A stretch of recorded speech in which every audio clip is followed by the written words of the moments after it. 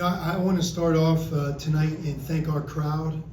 I don't really do that just to put it like a check in a box and say, Coach always starts his press conferences off by thanking the crowd. Like, it's not like this everywhere.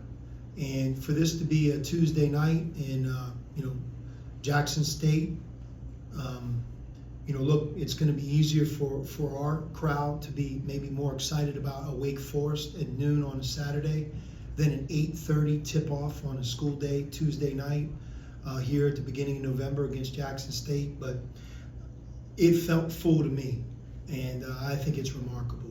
Whether it's our students who continue to show up and be the heartbeat of the arena, and just our passionate fan base, and we appreciate it.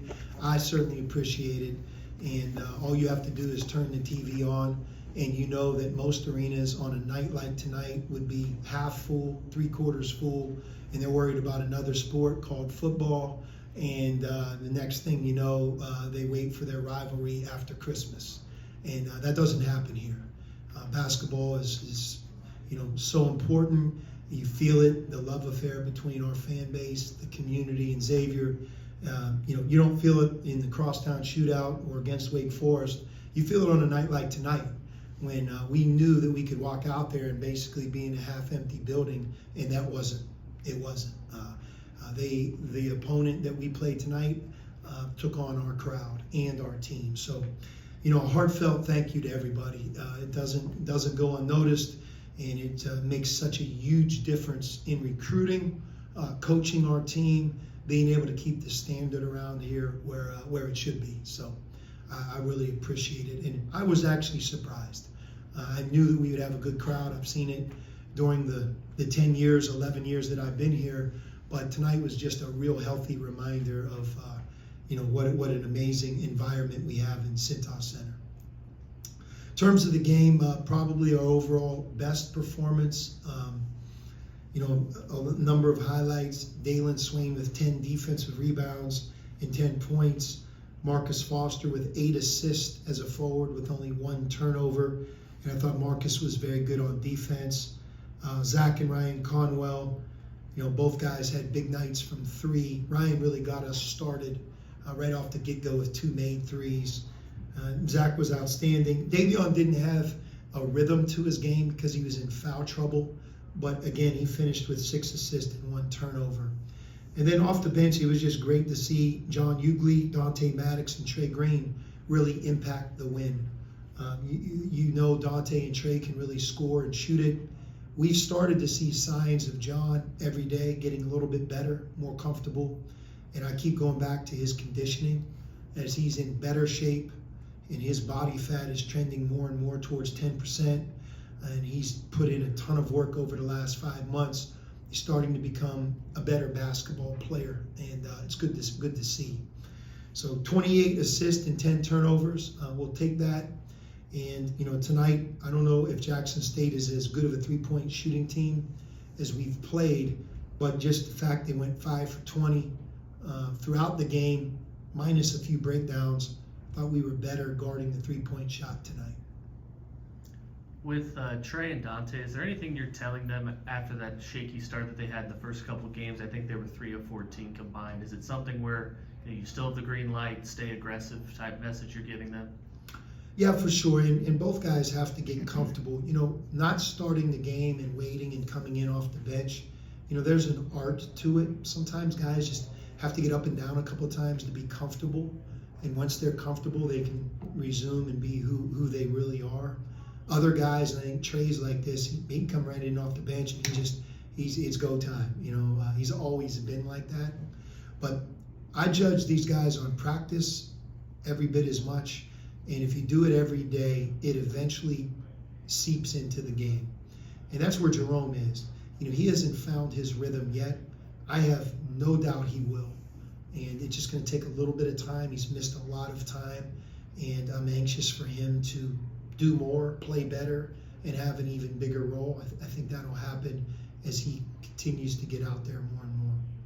Sean, you guys had 40 defensive rebounds. I think they had 35 total as a team. They did have 12 offensive rebounds, but around the glass, did you feel like you guys defended the rim a little bit better thought the first half we were very good blocking out, getting rebounds. I think at halftime, I don't know if they might have had one offensive rebound.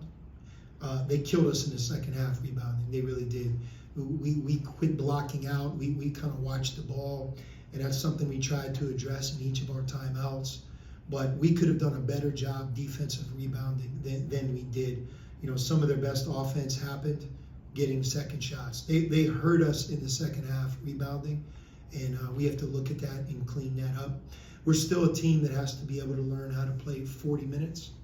You know, we're peaks and valleys. Even tonight, maybe less valleys and more peaks tonight, but we can be better for the duration of the game. And when you play a team like Wake Forest, that's what it's going to require for us to have a chance to win that game. Just sticking on the rebound thing, Sean, Dalen grabbing 10 defensive rebounds. Did you feel like he was really changing the game tonight with his rebounding? And do you feel like he can do that going forward, especially as you play bigger, more physical teams? I do, and I also think that Dalen and our entire team can offensive rebound more. You know, we're shooting a lot of threes. We have a lot of confidence in our scoring and our shooting, and we're not as aggressive as we need to be to go get the ball, second shots. If you can get 10 defensive rebounds, you can get 2 offensive rebounds. You know, and I think Zach the same. Zach's always been a much better defensive rebounder than he has been an offensive rebounder, but he can do better. And I just think as a team, that rebounding is going to be essential here on Saturday. As far as John getting some confidence going, did you feel like that was mostly about him seeing a shot or two go through early and then everything fell in place from there for him? Or has this been more of, like you were talking about, a work in progress over the last few weeks? Yeah, I mean, I think it's really been a work in progress, certainly the last few weeks, but our entire, 30 practices in 42 days, where he would have been in practice 1 and where he would have been at the end of practice 30, which was right before our Texas Southern game, he made some strides. He made a lot of strides in the fall and in the summer as well. So I just think it's been an ongoing process. When you transform your body like he has done, I mean, it's the hardest thing to do in life, really. If you think about how difficult that is. And he's put a ton of work in. But that also doesn't mean you're becoming a good basketball player. You know, you're just spending the majority of your efforts and time to get your body right. So now that I think where he's at physically and that a lot of that's behind him, he's able to run easier, jump higher, play longer durations, and we see it in practice. He's playing basketball and he's improving there. Timing wise, all the different things that you can take for granted. He's actually playing the game with almost 50 less pounds. So there's been an adjustment period that he's gone through, in fairness to him, but he's moving in the right direction. I don't think we'll see the best of him until January. My hope is that we point towards December as him being better than he would have been here in November. But I think when we get into the Christmas, January, and he's been with us day in, day out, games under his belt, weeks under his belt, I think that's when he can really hit his stride. And then finally with Cam Fletcher, him getting in there at the end, right now for him, is it a matter of him learning the system better, getting healthier, or just playing better basketball and being able to help winning? So what I just said about John, you have to almost double down, triple down on Cam. When we recruited Cam, my promise to him and his family was we were going to err on the side of extreme caution when it comes to his knee. He's had 2 injuries. We were not going to rush him back. We were going to work between our training room and our strength and conditioning area. We're going to micromanage that, dot every I, cross every T, make sure that his effort level and his consistency in those 2 areas was every single day. And it took him a while to get cleared. He just got cleared last month. So the second part of it is, now you have to learn a brand new style and system without the reps that everybody else had. So he's doing that. And then, I think the third part is what I said about John, just the timing, being able to play again. But the one thing about Cam, and he does it in practice, and you see it real quietly in this game. He played 4 minutes and 41 seconds, and he had 4 defensive rebounds. He can really rebound the ball. So it's great for us just to be able to develop him. And I think his best days are down the road. And it remains to be seen just kind of where he's going to be over the next 4, 6, 8 weeks. But I was happy that we were able to get him in there because he's working hard every day. Last question. Marcus Foster talked about the depth on this team, and he hasn't been around so much depth with a ball club. I want to talk about one player in particular. Trey Green had 10 points in that second half, finished with 15. How has Trey grown this year, and also where do you expect him to grow the rest of the season? Yeah, I mean, I have not been around too many players that shoot the ball better than Trey Green, whether it's a free throw, an off the dribble 3, off the cut, deep range. I mean, he has a gift that it's not a gift. It's something he's really worked his entire lifetime to become great at, and he's a great shooter. With him, just because of his stature and size, his challenge is more on defense, and we're working. He's working. He's way better defensively than he would have been as a freshman, and I just think that he has a couple notches that he needs to get to, but he can get there. If you notice, he's picking up full court more. He's quicker and tougher on the ball.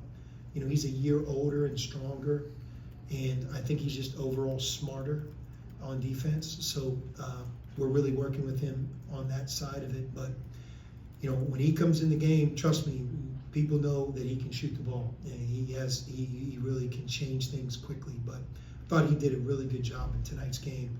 Happy for him, and obviously happy for our team as well. Thanks, Sean.